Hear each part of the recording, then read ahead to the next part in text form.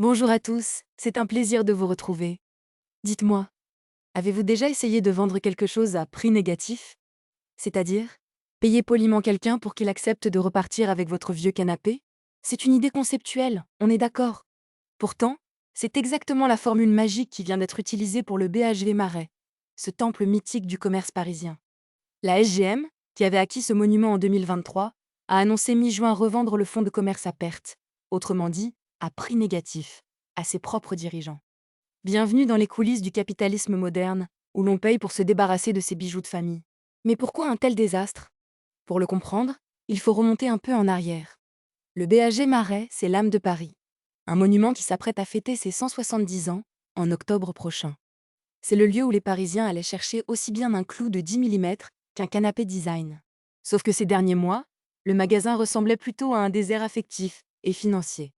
Entre les factures impayées auprès des fournisseurs et une décision stratégique pour le moins surprenante, celle d'installer le géant chinois de l'ultra fast fashion Chine au 6e étage en novembre dernier, le navire prenait l'eau. Pour de nombreuses marques prestigieuses comme Dior ou Sandro, voir débarquer le roi du plastique jetable à côté de leur stand de luxe, c'était la goutte d'eau de trop. Elles ont tout simplement déserté le magasin. C'est là qu'intervient Karl-Stéphane Cotandin, l'ancien bras droit de Frédéric Merlin chez SGM, qui prend aujourd'hui les rênes de cette opération de sauvetage. Son plan est simple sur le papier, mais herculéen dans les faits. Recentrer le BHV sur ce qui a fait sa gloire, à savoir la maison, le bricolage et la décoration, et surtout, arrêter ce partenariat très controversé avec Shein. Le nouveau patron a salué les réactions hyper positives du marché depuis le changement de direction. Des échanges qualifiés de constructifs sont d'ailleurs en cours avec Shein pour accélérer leur sortie bien avant le terme officiel de leur contrat, fixé en 2027. On a hâte de voir comment on négocie un départ anticipé avec un géant qui pèse des milliards. Et devinez quoi? Le signal envoyé semble fonctionner. En seulement un mois, la nouvelle direction a annoncé que 37 marques avaient déjà confirmé leur grand retour pour la rentrée de septembre. Parmi elles, des références de l'ameublement et de la décoration comme Ligne Roset, Sina ou encore Madura. Même la marque Le Slip français, qui avait quitté le navire avec fracas en 2025 à cause d'impayés, a manifesté sa volonté de retravailler avec le BHV. Pour sceller cette réconciliation, elle va même fabriquer les t-shirts de 800 salariés du magasin. Une belle opération de communication, mais qui montre surtout à quel point le secteur a besoin de ce point d'ancrage parisien. La relance physique du magasin commencera dès septembre, notamment au rez-de-chaussée. Ce niveau stratégique va accueillir des enseignes populaires et créatives, comme Boulanger et Rougier Play.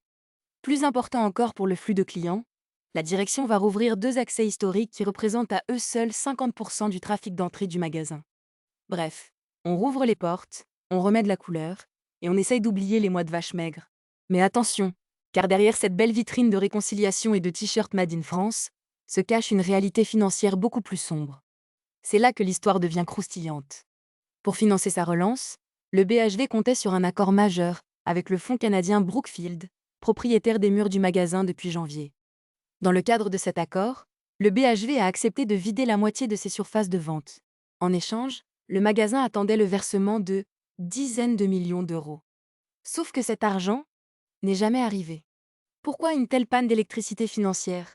Du côté du propriétaire canadien, on invoque poliment des problèmes de mise en conformité de la part du BHV pour justifier le blocage des fonds. Une excuse technique très pratique qui permet de garder les cordons de la bourse bien serrés. De quoi entretenir un flou artistique assez inquiétant sur le financement réel de ce plan de relance. Pourtant, face aux inquiétudes légitimes des observateurs et des 800 employés qui attendent le lancement d'un plan d'actionnariat salarié, Karl-Stéphane Cotandin se veut rassurant et l'affirme haut et fort. Le fonctionnement du magasin est assuré. Alors, méthode Coué ou véritable coup de génie? Le BHG parviendra-t-il à fêter dignement ses 170 ans en octobre et à préparer un Noël magique sans l'ombre de Shein pour lui gâcher la fête? L'avenir nous le dira. Mais une chose est sûre, le commerce parisien n'a pas fini de nous surprendre.